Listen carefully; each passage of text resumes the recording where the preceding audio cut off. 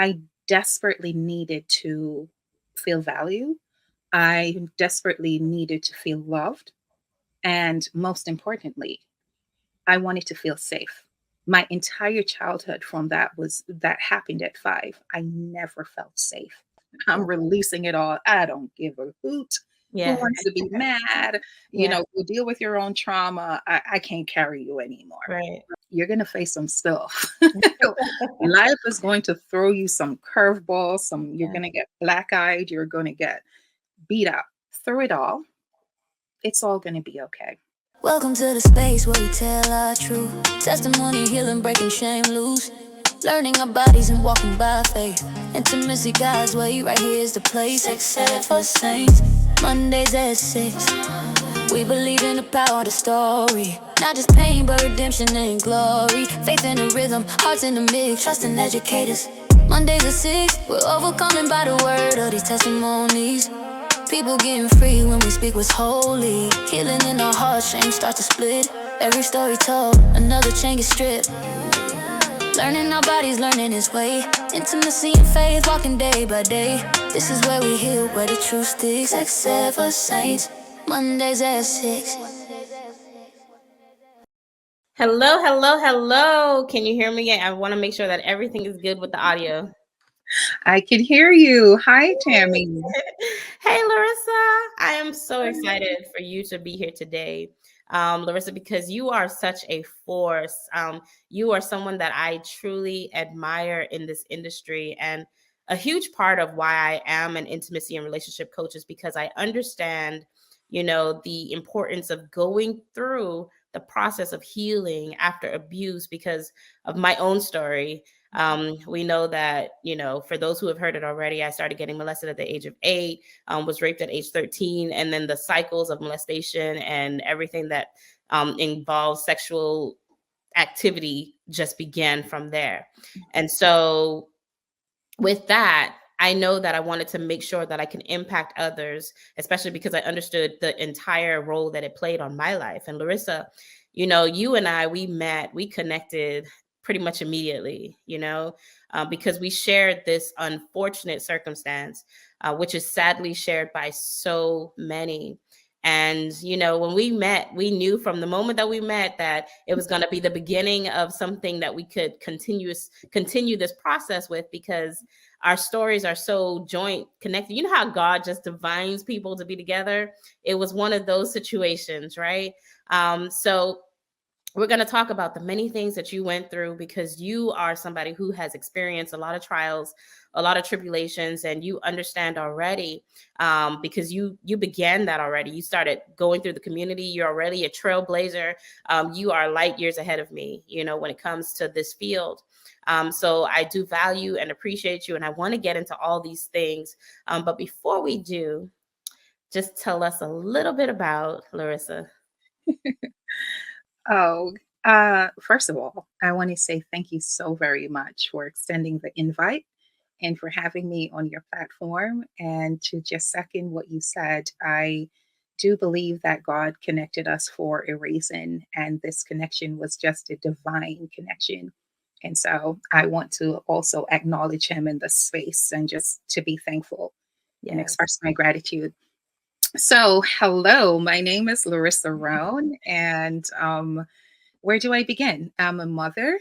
I am a survivor empowerment coach. I am an author. I am also a sickle cell warrior. I I do so many things. I'm the CEO of organization called Journey to Free. And what that is, it's a nonprofit organization that helps young survivors of child sexual violation. And I also am the CEO of my own publishing company called Journey to Free Publishing. Go figure.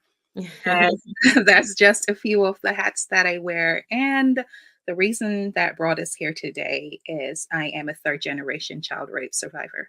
Yeah. And we'll get into what that means later. Yeah, But we're going to get into that because, that's so unfortunate. I mean, when I heard your story for the very first time, it literally broke my heart. I thought about how many families continuously go through this. it's almost, these are real issues. Like Mhm. these are real life issues. Yeah. And the thing that bothers me the most is that it's swept under the rug. It's not brought into the light. It's like children are being abused, adults are being abused, teenagers are being abused, and they're being told to keep quiet or to not speak about it, or this is not a big deal. They're being told to do something that is that goes absolutely against what God wants, and I truly believe that that is a part of the plan of the enemy when it comes to being silent. But I feel like conversations like this needs to be had, because that's the only way that healing can actually begin. Mhm. When people who have been told to keep quiet and they hear individuals speaking about it, Yeah. then they're like, hold on, wait a minute. I'm supposed to be talking about this. And so this is why I really wanted us to have this conversation. But I wanted to start with you and your story to find out, why are you so passionate about becoming an advocate? There's several reasons attached to that. One, because firstly, as you mentioned, that many people don't speak about it. And that's because there's so much guilt and shame attached to that. And a lot of the times we were told not to, we were asked not to, or we were just forced into silence by whatever means. For me, that looked like being threatened into silence, being constantly told by the perpetrator that if I opened my mouth, he was going to harm my family and my siblings. Yeah. And for me, that carried a lot of weight because at the time I was the eldest of four younger siblings, and my parents had migrated and I was left in their care. So for a child, Yeah. I was 11 years old when the rape began. So for a child, that meant a lot. I didn't know if he was joking, yes or no. So I took that to heart. And in addition to that, when the molestation began when I was 5 years old, Mhm. the first person I told, regardless of him telling me that I shouldn't say anything, I did tell my mom. Yeah. And my mom asked me not to say anything to anyone, especially my dad. And as a 5-year-old child, what do? You Yeah. listen to your parent, right? And so, whatever her reasoning was at the time, we'll get into that later, but because I did find out later. But I took that to heart, and I felt at that tender age it was my responsibility to cover and to shield, and not to tell anyone about this thing. And not only did I later realize the impact that that had in my life, but then now realizing that so many people live still today in this level of shame and guilt and everything that comes with that because we refuse to talk about what happened. Yeah. Yeah. And it's funny you said that because that's the tagline for Journey to Free. It's reassign the shame and speak. So I am a major advocate for using your voice, sharing your story, and I believe. Have you joined the waitlist for my brand new book, Hey God, Can I? This is your go-to ABC guide for married saints. Bring your questions about God, sex, and intimacy. This isn't just a book. It's a resource to help you grow spiritually while strengthening your marriage bed. So if you've ever wondered what God really says about sex and intimacy, this book is for YOU. Tap the link, sign up for the waitlist, and be the first to know when it drops. Don't wait, sis. Get on the list today. Wholeheartedly that until we get to that part, to that place, this is going to continue to happen because that's a part of what happens is that because we're not speaking about it, we're not letting people know these things are happening. This person is a perpetrator, and especially how it's showing up in our lives and really affecting us every single day in every aspect of our lives. People really don't understand, right? And so we, with our silence, continue to perpetuate this cycle, sadly. Absolutely. Absolutely. And just thinking about, everything that you've said, even thus far, you were 5 when you started getting molested, right? Mhm. And you told someone. So you tried to speak up and Right. then you were told to be quiet, Why do you think at that time you were told to be quiet over something that is so traumatic? Because a lot of people might be thinking, wow, you told your mother and she Yeah. told you to be quiet. Like, Mhm. why do you think that was the response? The response, in my belief, honestly, is that my mom was also carrying her own guilt and Mhm. shame, and coupled with all of that, fear, Yeah. because my mom was also the one of his victims, Mm. right? So earlier, I alluded to the fact that I am a third generation survivor, and Yeah. let me expound on what that means. My grandmother's husband, literally, when he met my grandmother, he raped my grandma. However, Wow. my grandma proceeded to marry him and brought him home. And as a result, he ended up raping my mom from she was 6 until she was 16 years old. Wow. He went through practically the entire family prior to my even getting here. My aunts, you know, nieces of my grandmother, he had a blast. He had a ball. He was on Yeah. a roll. Yeah. And so at 5, which is it's so funny sometimes when I think about it, because my dad was not a very trusting person at all. Mhm. And up until 5 years old, I had not ever slept over at anyone's house. And it wasn't intended for me to sleep over. What happened, my parents went to another parish to do something, and the transportation, the vehicle that they were in broke down. So they Mhm. couldn't come back home. And that led to my having to stay over at my grandmother's house for the very first time at 5. Yeah. And he struck. However, when I went to my mom, as I said, and I told her, I think one of two things played a major factor there is the fact that, one, I think honestly, my mother was afraid of my dad, Mhm. what my dad would have done. Also, to add to that, he was one of the first person that she ever told, Mhm. and he used it against her. He weaponized that truth against her. So there was those two things, and in addition to that, this was her mother's husband. Yeah. And for all the years that he was raping her, that's what he told her, that he would hurt her. So Yeah. she was afraid for her mom's life. And Yeah. don't get me wrong, it took me years, because it wasn't until I was in my late 30s. And again, we'll get to that part too when I eventually started speaking. But it wasn't until then that I found out about my mom's story, because Wow. she never, all those years, she never said anything to me. Yeah. And at the time that that was revealed, it compounded on the trauma and the anger that I carried, because I thought, and I was thinking to myself, like so many others thought, if you had the experience, why didn't you protect me? But then not understanding the depth of what she had been dealing with. Yeah. So now that makes me more empathetic and understanding and forgiving. Yeah. And it just goes back to there are so many different layers when it comes to abuse that it's not something as simple as it just happened to me. Right. And when I think about that, I think about, I remember a young girl who I was speaking with where, she was saying that she was trying to assist her sister Mhm. because her sister was telling her that she had been abused by, their dad. And when her sister revealed that, she was like, yeah, our dad was abusing me too, you Mhm. know? And so when you think about situations like that, you think about when we don't speak and we Mhm. keep silent, it weighs on us so much that we hold it in, but it allows it to exist in others. Like it Mhm. allows the cycle to basically continue Yep. from, like you say, generation to generation to generation to generation, and we end up internalizing that trauma. We do. How was that trauma internalized for you? Let me just add something to what you said, because that was a part of my experience too. Mm-hmm. Um, I actually caught this man also with my younger sister, and she was Mm, 3 years old. So she wow. never got a chance to tell me. I just one day noticed her behavior and noticed that she had a ton of money that no 3-year-old should have.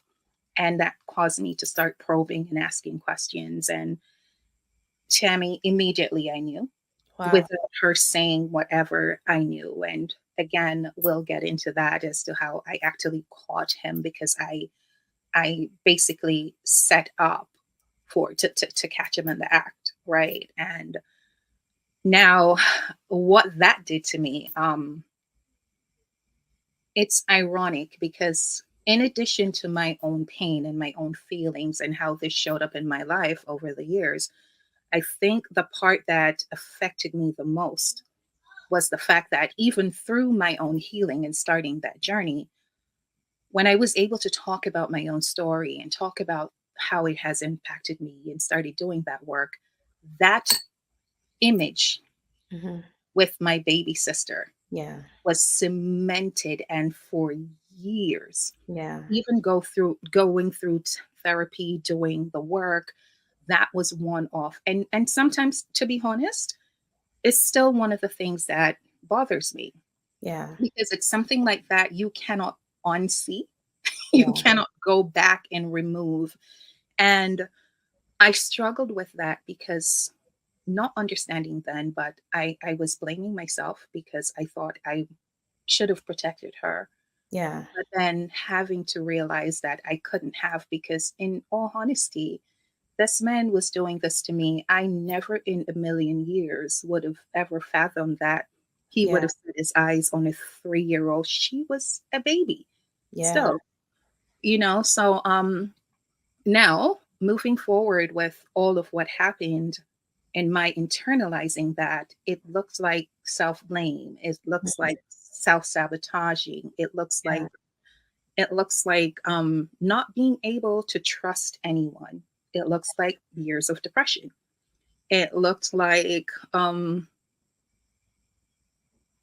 being around people, especially older gentlemen, Yeah. and being uncomfortable in my own skin.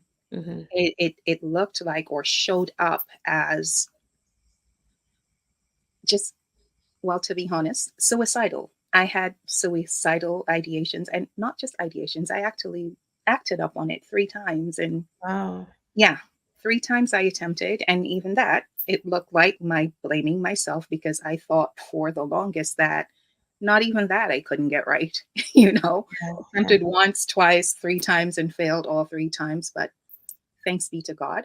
What I know now, of course, was just God once again divinely interrupting and blotching the plans so I couldn't carry through, because there was other things for me to do. So, You had uh, purpose, girl. You had purpose.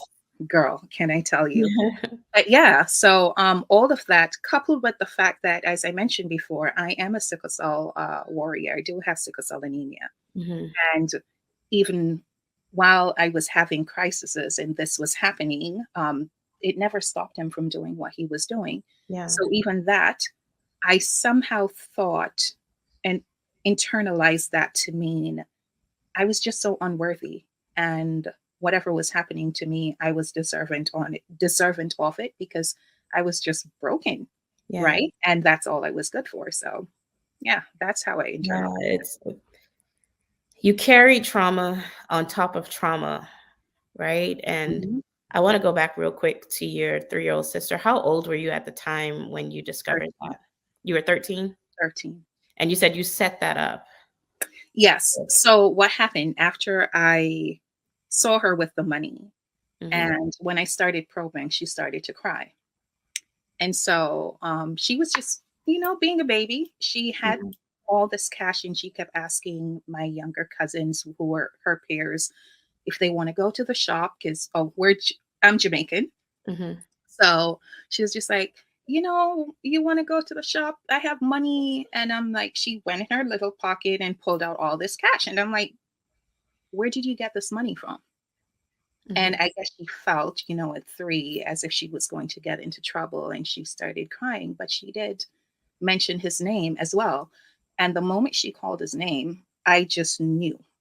I Yeah. knew that what other reason would you have to be giving a 3-year-old money? So she couldn't tell me. I kept asking, why is he giving you money and all of that? And that's when she started crying. So that night I told her, because I knew his patterns at this point, but of course, not towards her. I told her, okay, when he calls you, go. And at that point, I had gone to my grandmother's bedroom. I had situated the curtains a particular way and whatever, and pulled up a drum. There was a drum right outside their door, outside on the outside, that collected rainwater for whenever, growing up in the islands. Right, right. Yeah. So I pulled the drum. Thankfully, it was partially empty. So I happened to put it on right under the window. And lo and behold, when he called her later that evening, I ran to the back, climbed up on top of the drum, and started peeking through the window. And that's when I saw him doing what he was doing. And Wow. of course, the moment I saw him doing whatever, I jumped off and I ran around, pounded on the door until I could let her out, let her out. And this man opened the door and literally flung this child out to me, like, when you toss a football. Because Wow. I remember specifically having to go in that sort of a position to huddle her, to catch her, for her Wow. not to fall. And he just flung her out in my arms. And Yeah. that was it. And as I mentioned before, when I was 5, it first happened. And when my mom told me not to speak, I never spoke about it again. Mhm. And nobody bothered to ask if this was happening when my parents migrated and I ended up. Yeah. In my mom's defense, she never left me at their house. She left me with a pastor and his family in a whole different community. And because I kept getting sick, in addition, Hey, friends, quick pause in this lesson because I need to put you onto something that has been blessing so many households. This episode has been sponsored by Covenant Eyes, the accountability app that helps you protect your eyes, your mind, and your marriage. If you're serious about keeping your digital life pure, guarded, and God honoring, Covenant Eyes is a game changer. It helps you to stay accountable online and creates a safe space for your heart and your home. And listen, because you are a part of the Marriage Lab, you get 30 days free when you use my code Marriage Lab. So go ahead, take that step, cover your devices, and cover your covenant. to the fact that I strongly believe, because the money they were sending, my parents, Mhm. had to be split in so many different homes and Right. places. So my grandmother didn't want that. So she came and she got me and brought us back to the house. And that's when it started to happen again. But truthfully, Tammy, I never spoke again because, again, I was told not to. Wow. The only time I spoke was when I called him with my sister. And you So spoke again about it I spoke after. again about it. And unfortunately, my sister and I were split up. We're 10 years apart. Wow. Right. So, again, she was just a baby. She was at this point because my parents left when she was 6 months old. And we were so connected, literally like joined to the hip, where she started calling me mom at Mhm. one point. So when they split us up, they sent her to my aunt. Nobody confronted my grandmother. Nobody decided to confront the whole situation. They just Yeah. split us up. So they sent me to my aunt, and then they sent her rather to my aunt and sent me to a grand aunt. And the stress of it all triggered a crisis for me. And I got sick on my grand aunt, and she knew why we were separated and why they sent me to live with her. But the fact that I got so sick, I remember 3 o'clock in the morning, she called a taxi, orchestrated for me to get to the hospital. And she came and she told me right there at the hospital that she doesn't want me to die on her. So unfortunately, she's going to send me back to my grandmother. Oh, wow. And again, I was 13 at the time, and I was there until I was 16. And so it just Wow. continued. That is such an unfortunate situation to be in, because you are in a moment trying to take control of your sister because you understand the process of Mhm, what has happened to you. So now you're taking on that protective role to basically mhm. say, "I need to protect you," and then you come to a situation where you can't protect her. Like, And sorry, I didn't mean to no, cut you. I did the best I could yeah. because I honestly believe, because I was able to protect her in the way that Now, I knew his patterns. Mhm. So at nights, instead of going to bed, I would have to wait until my brothers and all my cousins, because we all kind of grew up in my grandmother's house. I would strategically place my sister. So I would sit in the back of the yard, and I tell the story all the time, with the dogs and just hiding, right? And he had a set time that he would do certain things. And so I would sit with her. She would fall asleep in my arms. I'm sitting amongst the dogs just to hide. And then when she's fast asleep, I can't hold her anymore, because I would actually strategically place her on the different beds, and a few nights under the bed. And I did all I could at that point, because at that age, my determination was he's never going to rape her. Yeah. He's not going to rape her. The molestation, the without going into details, because we, Right.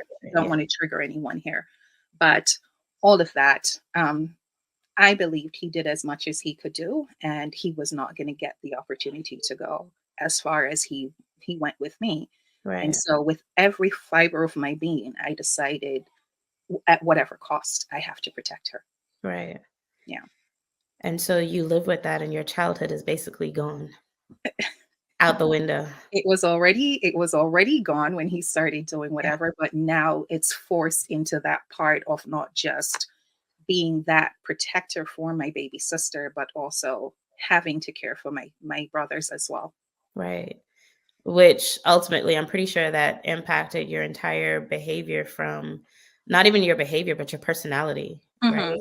Mhm. Do you even remember the type of person you were prior to the abuse? Oh, wow. Um, I have to say that's a great question to ask.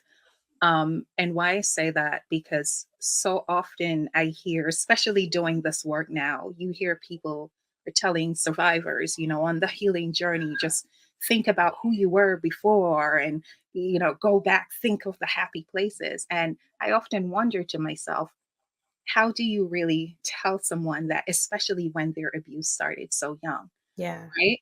However, thankfully for me, I can recall what I was like, prior to all of that happening. I Mhm. was very outspoken. I was just full of life and wonder. And regardless of, I started getting sick at 3 years old. Mhm. Um, but prior to that, even with that, I knew I was just so curious. One of the things that I know I challenged my parents a lot is that I never really took anything at face value. Anything you told me as a child, I am questioning. Mhm. Why did you say that? What does that mean? So I was that personality before. Yeah. And I know it's there, because it comes forth now. So that much didn't change, but as it relates to mentally and emotionally, it created a major shift, Yeah. right? Because while I was outspoken as a child, and I wasn't afraid to tell you anything and to share anything, don't do anything around me that you didn't want to be told. Right? But then the trajectory of just everything about my life changed after that, Yeah. including it changing my personality, because now I became more of a recluse. Yeah. Right? Now I question everything. Like, what's the point of me saying if someone's going to tell me not to say, or the response is not going to be to my liking? So, and then in addition to that, it's now feeling, instead of feeling like that bubbly, loving child, it's now feeling nasty. Yeah. It's now feeling like I don't want to be around anyone, because they're going to look at me and see that I am nasty. Yeah. And how and where do you get to that, to think, is one of the questions I always, and I work with my girls now, because nobody told me that, Tammy, but Yeah. that's what I took on. I felt nasty, because I remember days of just scrubbing myself, trying to wash all of it away. And Mhm. of course, you couldn't, but that's the only thing I could control at the time.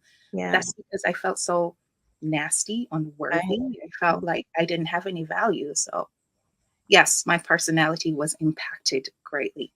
Yeah.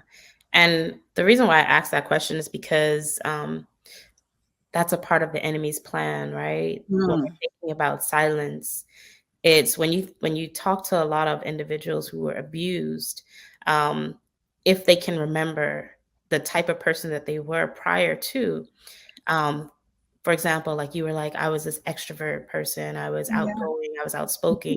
You were a bubble, probably, right? And Mhm. then he comes in and he snatches all of that away because his plan was literally to stop you from being that type of person. Right. He understood the Mhm. impact that you would have in your future. You know what I mean?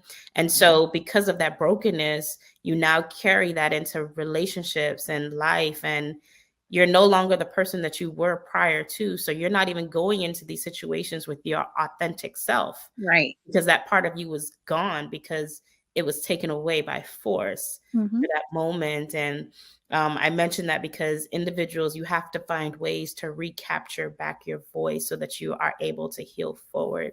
So let's go back into that a little bit. How did you go into relationships? Like, how was that process for you?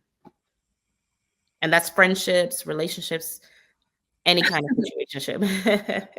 Um, One of the things, and I did not know this was a trauma response until later, is when I started going to therapy and really working on myself. But one of the ways in which this affected me, it's again feeling like I had no value. So, what that looks like for me is in every relationship, be it my friendships, a intimate relationship, I had to perform. Mhm. I had to put forth myself in ways that even when it didn't feel right, it didn't sit right with me, I wasn't comfortable. No one knew that because it meant I was available every second of the day, whatever you needed. It meant that I had to put myself out there to feel loved, Yeah. right? I it was as if I did not know how to say no. Yeah. So what that meant is that even when I knew, as in intimate relationships, even when I knew that the persons they weren't emotionally available, um, I desperately needed to feel value. I desperately needed to feel loved. And most importantly, I wanted to feel safe. Yeah. That was one of the biggest, and still today is one of the biggest things for me is that my entire childhood from that happened at 5, I never felt safe. Yeah. And in whatever capacity it meant I show up, whether in my friendships, I yearned for that. But unfortunately, I never got it because, of course, I was approaching it wrong. And just again, someone saying to me, oh, I feel this particular way about you, whatever the case is, for me, that meant love, you Yeah. know? Yeah. And another part of that for me was that it was very conflicting because, on one hand, I wanted to be loved so much and wanted to be valued. But on the flip side of that, another part of my story is that I was born to a father that never liked me, never loved me because of the fact that I was a girl. Mhm. Right. And he continued to express throughout my childhood how unworthy I was because I am female. The boys had all the value, I didn't have any. Wow. So my wanting to prove him wrong and to prove to him that I do have value, I do have worth, it meant that even when I had relationships, first of all, it limited the amount of relationships I got into because he had this thing where he felt like all women were just whores, for Wow. lack of a better word. And so I needed to prove him wrong. So, with that part of my brain going, okay, no, you can't act up on certain things. And when I say act up on certain things, I mean, for a lot of us as sexual violence survivors, one of the things that comes with that is that after you've been exposed and the urges that it unearth, you become promiscuous, Yeah. right? And so that was a constant battle in my head is that you want to act upon this, but then on the other hand, I can't act upon it because if I act upon it, my dad already saw me as this or see me as this, and I'm going to be proving him right. So when I tell you, Tammy, it was a constant Yeah. battle in my head and my questioning my worth and how I show up in a relationship and how do I put myself out there. It was very hard. It was Yeah. very hard. Yeah. I'm just thinking about the support and the fact that you said you felt unsafe consistently. Um, because how can you feel safe when you're in an environment that doesn't make you feel safe, Right. or you're in a situation where um, trauma is acting out even on you when as it relates to, you know, your dad in this case, Mhm. because that in itself is another traumatic situation Right. piling Right. up on top of what's already there, just adding layers and layers and layers of trauma already. So you get to understand, okay, this is why, you know, I'm feeling like I'm not worthy, Mhm. because, you know, we lean on our dads to, you know, give us that emotional security. We're supposed to be able to have that emotional vulnerability with our parents, Mhm. and you didn't have that. So where did you go to get the support that you did need? That's a loaded question. Um, as a child, Mhm, I never had any support mhm. at all. Because one, again, I took that to heart when I was told I couldn't say anything. Yeah, Right. So, and that went right across the board. It wasn't just about the abuse that I didn't speak about. I did not verbalize how I was feeling. yeah, And so, mentally, emotionally, it didn't matter what was happening physically. Um, Even there, I didn't get the support I needed because of the fact that when I was sick and having sickle cell anemia in a time where no one knew what it was, right? And they didn't know how to understand or to deal or what to do to help me. What I kept hearing was again, I'm from the island, yeah, so it's everything but sickle cell anemia. It's yeah. witchcraft. It's Huh. this. Yeah, It's people being bad mind. yeah, It's a bunch of things, and so um, no one knew how to help. And then I just never spoke up about what I was feeling. yeah, My entire childhood, if I was supposed to sum that up, looked like me supporting everybody else, making myself available for everyone else, but just internalizing everything I was dealing with. yeah, So, and even now, to be honest, I still struggle with that part of it, that mhm, the support part, because you've lived so many years just doing things on your own, yeah, not letting people in, not allowing people to get too close. That even now, it's one of the things that I am aware of it. However, now, yeah, and intentionally try to shift that, but I still struggle in that area. Quite honestly, yeah, asking for help, asking for support, telling people, I'm if you know me, which you're getting to know me, ask me how I'm doing. Oh, yeah, I'm fine. I'm good. Everything is perfect. But then that's not the truth, yeah. right? But you just learn. Yeah. And I get that too, because, you know, um, and this goes outside of trauma as well, because but it impacts individuals who have been traumatized a lot, in the Mhm. fact that they do have trust issues, they Right. do have issues with asking for help because Mhm. of their past. The history repeats itself, and Right. it goes with having to control the narrative because of what's happened to you as well. You know, like you Mhm. want to make sure that you do what you need because you need to maintain that control, because in the past, you know, you didn't have it, you know. Mhm. Mhm. So I completely understand that. And so I mentioned that because support is one of those things that individuals who have been traumatized, in order for them to be able to heal and go through that process, support is a big part of it. Yes. And if you're holding on to the trauma that's happened to you, Mhm. then it makes it very difficult to allow individuals to come in. Right.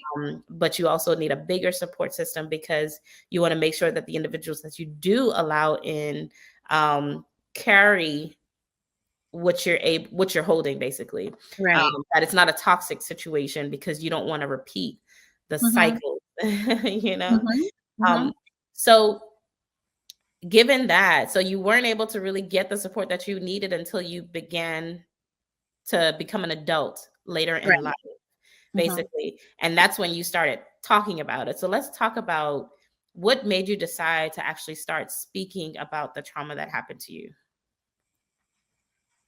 I wish I could tell you that I just got a burst of courage and no, that too comes with its own crazy story. So, in 2013, January of 2013, I received a call from my aunt, and long and short of the story, she was explaining to me that a family member was upset with me because they thought something that it was a wrong assumption, but Mhm. only to find out the conversation led to this person thought that their daughter had informed me on a visit that she had the experience. She was molested. Mm. And so, in probing that, I found out that one of my younger cousins had the experience. And that was January. And by the end of February of that same year, I, and this is a funny story, because there is a cousin that came to visit me just out of the blue. And we sat down, we had a conversation because there were things about her that a lot of my family just were constantly chastising her, how she was showing up, and um, people were just talking about her. And it's never been my thing, Tammy, to just, go with the wave of what is being said. As I said, going back to my childhood, I'm always curious. I'm always wondering why. There must be a reason why someone is acting a particular way. And so she came to visit, and I sat her down and I asked. And immediately, this girl responded with, "Something happened to me over your house when I was a child." Wow. And without her going any further, You already knew. immediately I had the chills, Yeah. and long and short of the story, I started to blame myself for it.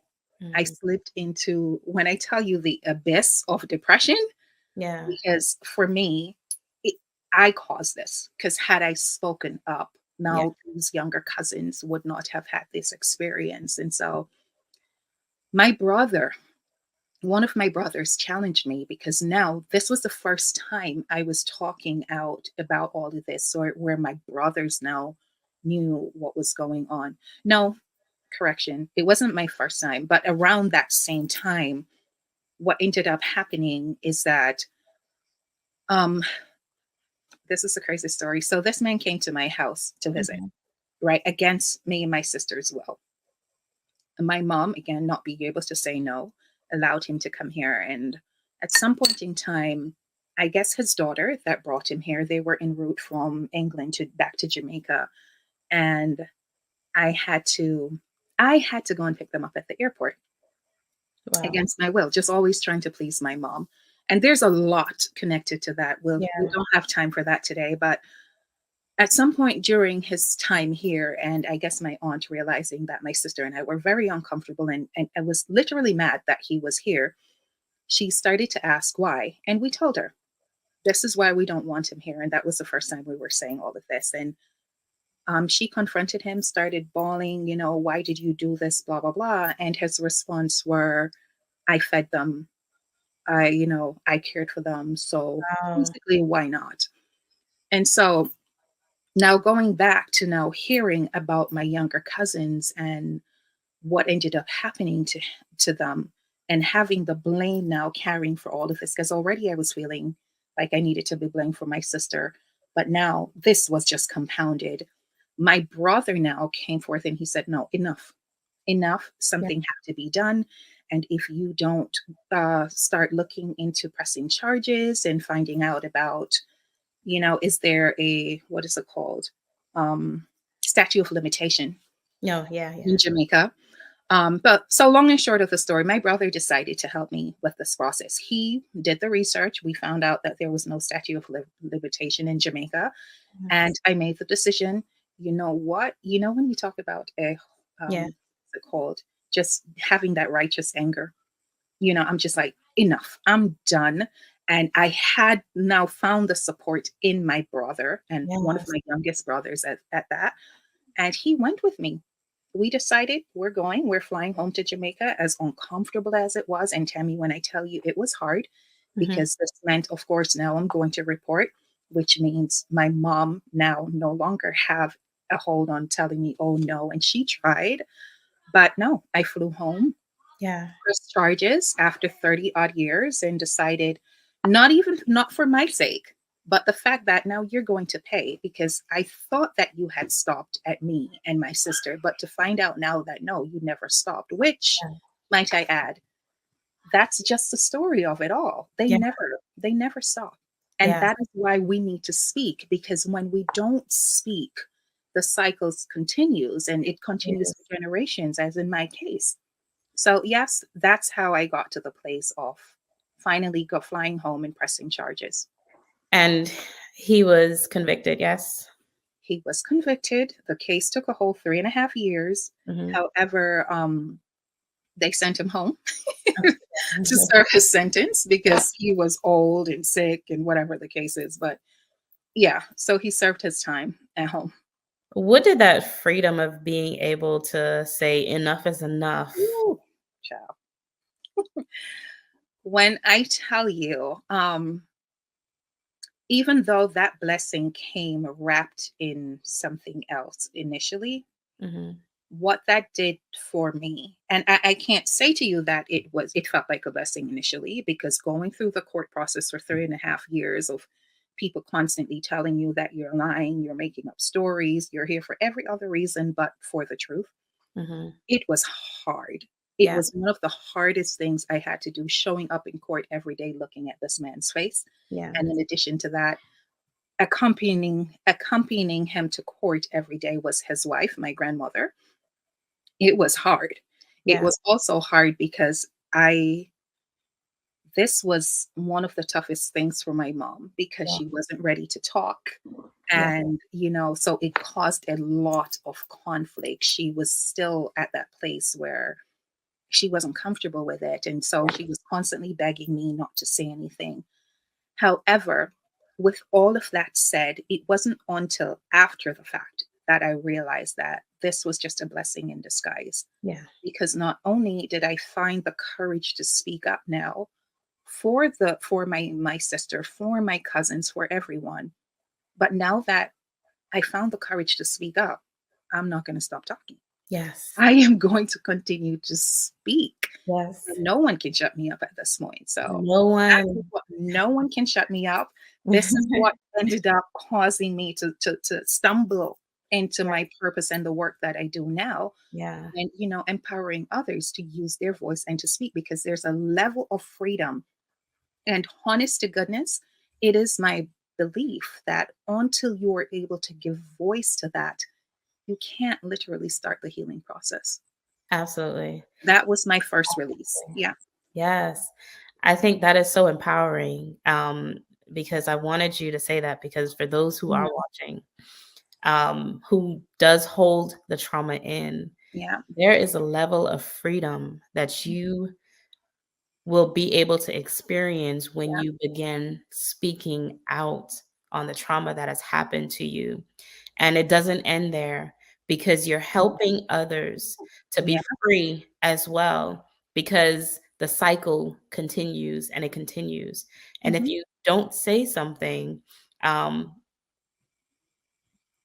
you will begin to feel the guilt and the shame for others when it happens to them, because you would have been like, I should have said something. Yeah. You don't want to put yourself there, because that's adding a layer of trauma to a situation that's already traumatic. Exactly. So I thank you so much for your braveness, for going through it. It is obvious that God was with you through that process. What did that do to the relationship that you have now with like your family? Like, how is that today? That part. That part. Before I answer that, I want to say to anyone listening about speaking. And when we say to speak, and speaking actually like giving voice to all of what you have experienced and owning your truth, the level of freedom that comes to that or you experience when you give that voice, it's beyond what we can explain.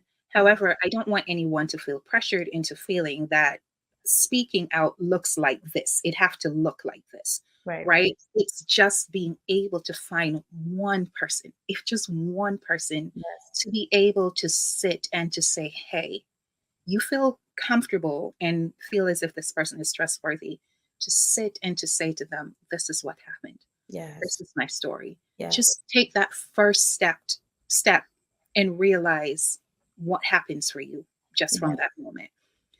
Now, to that other question. Yeah. Again, this was just one of the most difficult things to have to deal with because, as I said, I've always overextended myself as it relates to family and believed I was just a family oriented person. And I was, and I still am. But in that process, Tammy, who can I tell you, my family went split right down the middle Yeah. because people that I thought I loved and well, not I loved, that they loved me and they would continuously express their love for me.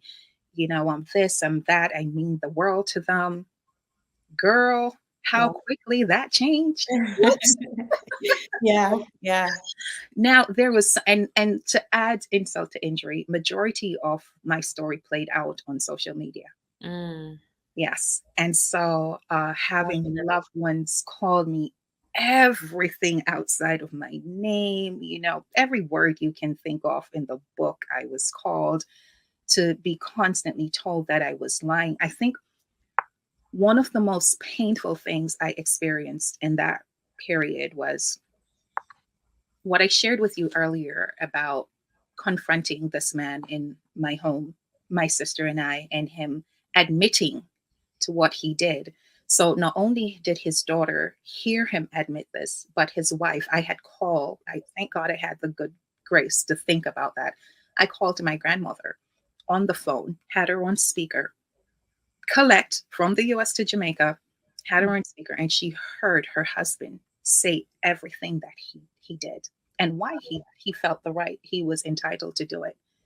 But yet, when I started speaking, Yeah. my aunt, my grandmother, which I understand it's her dad, you know, I get it, but well, I can't say her children, a couple of her children, um, that also I had told, we were very, very close, Tammy. Oh Yeah. my gosh, I loved them with everything I had, but to not only be called by and the different names, but for people to be publicizing that I'm a liar, I'm just seeking attention, I'm doing this for a book deal, Yeah. all of these things, you know. But most damaging, again, was the response of my aunt and my grandmother because the things that my grandmother said, some of them I can't repeat here, Yeah.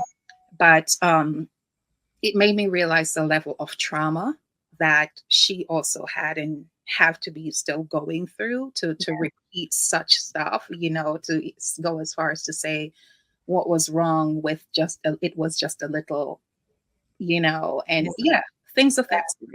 Wow. So it was that. And also, as I alluded to earlier, it was seeing her come to court every day in support of her husband, you Yeah. know, knowing that my being there as her first granddaughter, her first daughter is there, her other daughter is there, and she's coming every day foot to foot with the husband. Yeah. So, yeah, that in of itself was traumatizing. But Yeah. Absolutely. Which is yeah, another unfortunate situation because, you know, growing up, you're being forced in environments with him because people mhm, don't understand what that does. And you make a big statement when you come to court and you sit on the opposite side, knowing that this is something that Right. has been done, it And the almost makes you public think is there to see it all. You're on it adds to Facebook. you not feeling valued, you Right. know, you know? Hmm. Like it adds to that. Hmm. So God was clearly with you Yeah. because even to go through that process, knowing what people were saying,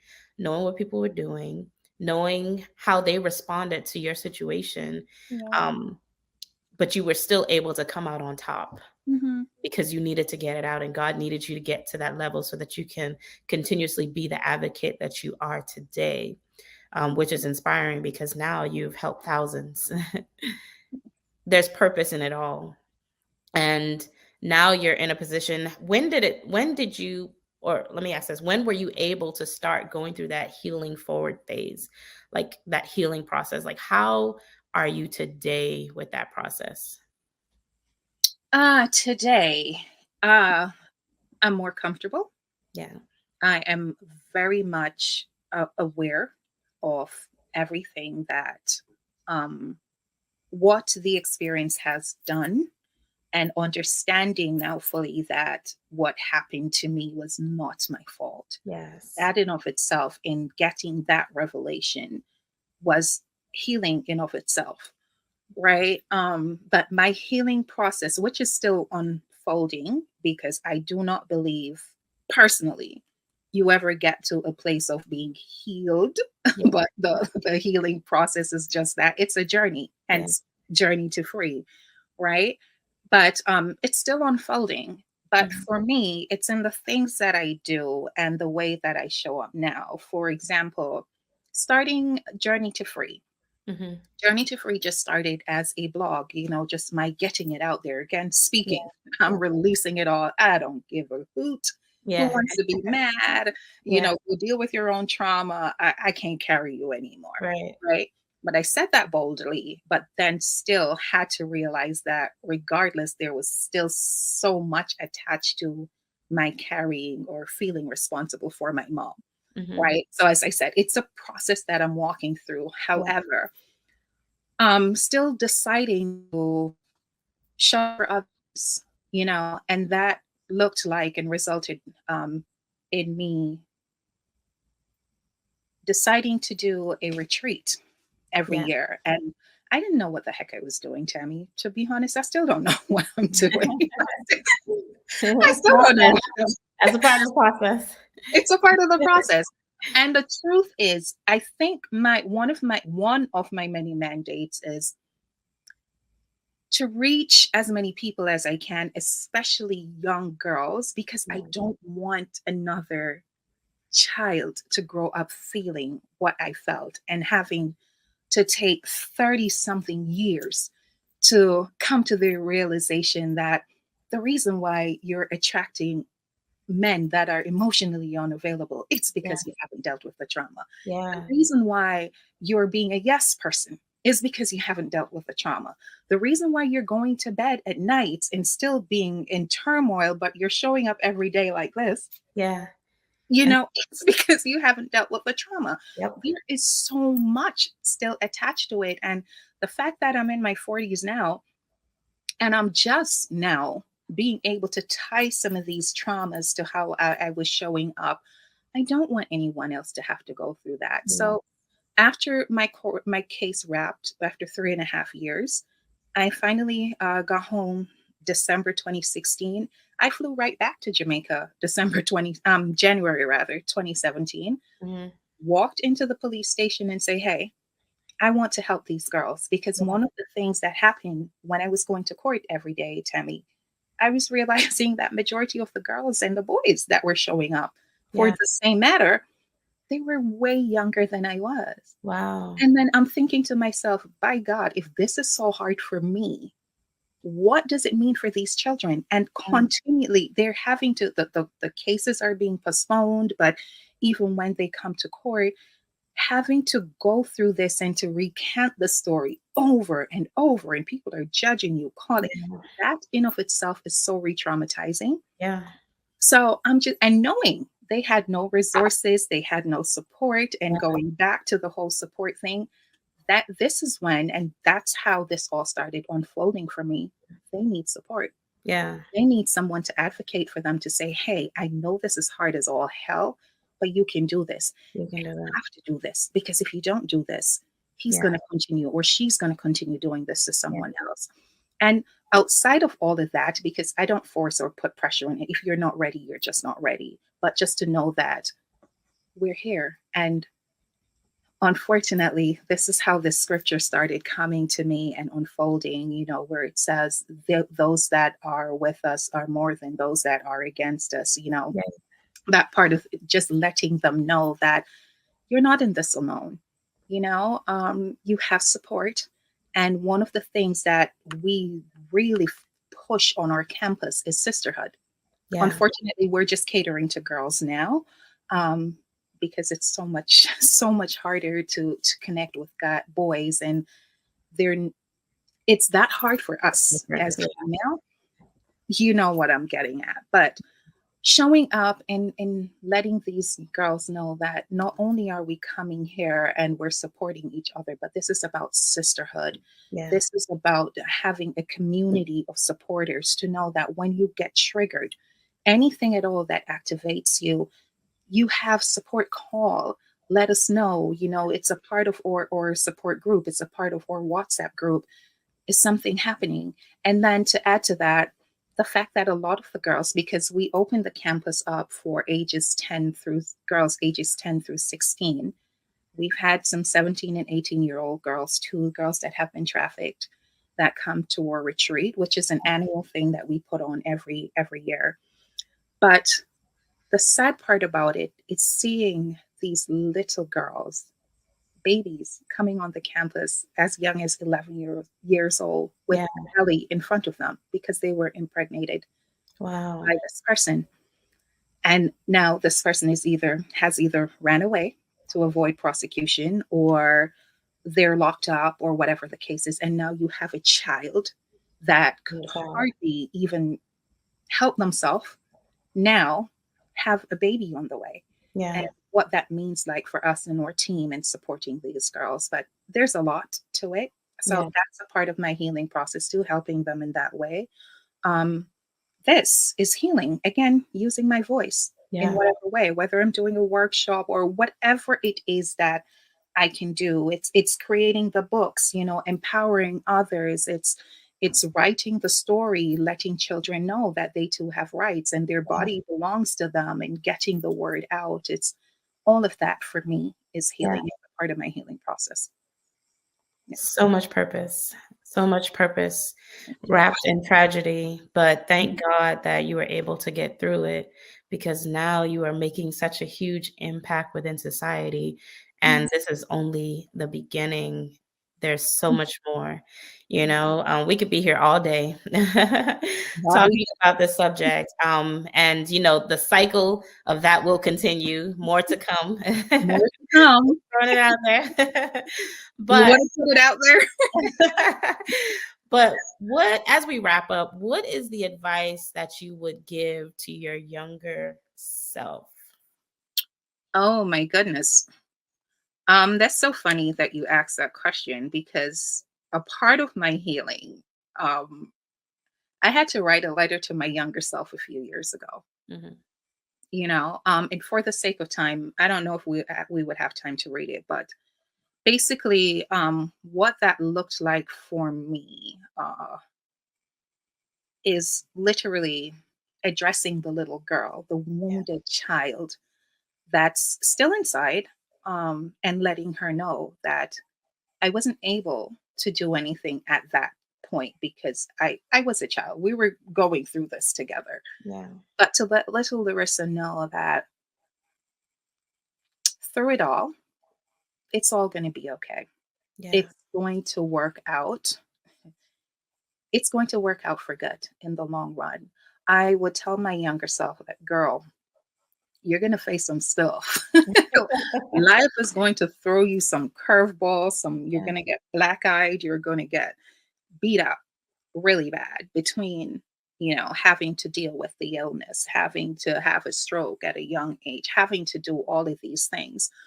But one thing I would say, Timmy, I think knowing who I am today, if there was a way for me to know in advance what was going to happen, I would not have wanted to know, Yeah. because I don't think I would have had the courage to face all of that. Yeah. So that's one of the things that I would tell my younger self is, don't push to find out what's coming down the road. Yeah. You know, take it in strides. There's going to be challenges. There's going to be some very, and when I say hard blows, Yeah. there's going to be some hard blows, Yeah. but know that you are strong. You are resilient. I honestly hope and wish that she, as in my younger self, didn't have to go through half the stuff that she went through. Yeah. But as a result of it, she's going to come out, and she did come out on the other side of it. Now Yeah. more resilient, more determined, more headstrong, more than anything. And in that process, she's going to be able to help so many others to get to a place of healing. So she's going to be fine, right? Absolutely. And that's the story I tell myself now. I'm going to be okay. And I'm very in touch with little Larissa, and we journey together. Yeah. Little Larissa and myself, I still have my moments where little Larissa comes through, Yeah. but then now big Larissa, adult Larissa, has some tools to help her when Yeah. she starts coming out. Yeah. I love that. I love that. Is there any other advice that you want to give to those who are watching right now who may be experiencing some trauma? What I would say is, unfortunately, no one's going to come to save you. No one's going to show up and do for you what you need to do. It's sad.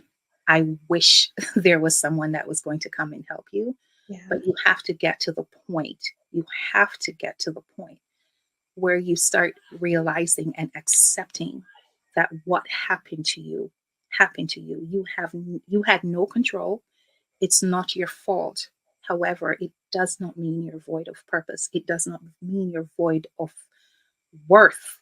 Yeah. You still have value. And I would beg that you tap into that and find the strength, find the courage, harness whatever it is that you have to do to find that, to start the healing process. Yeah. And I can't stress enough how important it is, self-awareness, knowing that I am hurting, and be okay with saying I am hurting, I am not good, but knowing that you have the responsibility to heal yourself, and you have to start the process. And the first thing I would say is, tell your story.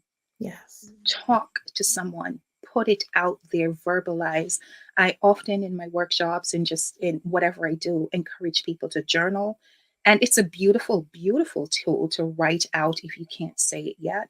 But I can tell you that there's nothing more freeing than finally saying, I Yes. got it out. So please find someone to talk to. And if that someone is me or Tammy, please feel free to reach out and connect. But For sure. For start sure. talking. Absolutely. Thank you for that information. That is so valuable. Somebody absolutely needs to hear that. So where can people reach you? Whew. Yeah. Um, so first, I am Larissa Rhone on my platforms. I think not all of them, but on Facebook, I am Larissa Rhone, and that's spelled Larissa. Rizzy, Rizzy, Rhone, Rhone.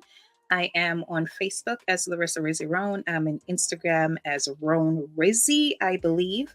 And then there's Journey to Free, and that's Journey, the number 2, free. And I will throw my email as well. It's larissa.rhone@gmail.com. Please feel free to connect, shoot me an Instagram post, a Facebook message, whatever the case is. And whereas my anywhere, you can also find me on journeytofreepublishing.com. Yes. Yes. Connect with me on any platform. If you want to start writing your book on your experience, definitely reach out. Story, tell your story. Telling your story. This podcast was so enlightening. I loved the information that was shared because everything that was said is going to be able to help someone. even if they haven't gone through sexual trauma, if they've experienced some type of trauma in their life, we all need to heal. We all need to heal forward, because that's the part of the process of life. As Larissa already stated, we go through things in life. Life be lifing all the time, right? And we have to figure out ways. The Bible says, count it all joy when you go through trials and tribulations. It's right? hard. Oh, it's hard. It's hard. But it's in our weaknesses where we find our strength, you know? So you will be able to find joy at the end of it all, in spite of what has happened to you, right? So I just want to encourage everybody who has been tuning in today, and please feel free to reach out, speak up, let your voice be heard, because your voice is valuable. Sex ed for Saints, Mondays at 6.